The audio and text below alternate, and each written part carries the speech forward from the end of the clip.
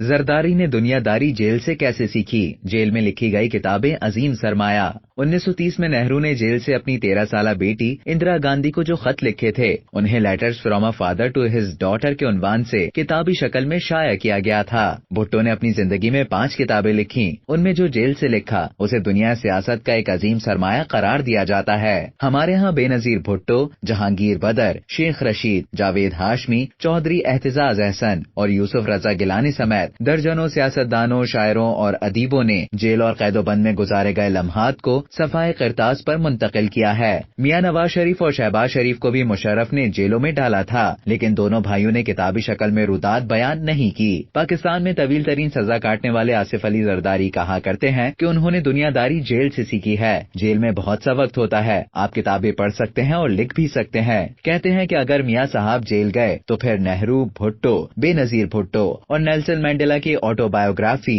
Long walk to freedom کی طرح میاں صاحب کو اپنی خود نوشت بھی مارکیٹ میں لانی چاہیے۔ میاں صاحب کی آٹو بایوگرافی سیاسی اتار چڑھاؤ کی عظیم داستان ہونے کے ساتھ ساتھ طنز و مزاح سے بھی بھرپور ہوگی۔ اب تک کے لیے اتنا ہی۔ مزید اسی طرح کی معلومات حاصل کرنے کے لیے ڈیلی جنگ کے YouTube چینل کو سبسکرائب کریں اور فیس بک کے پیج کو لائک کرنا نہ بھولیں۔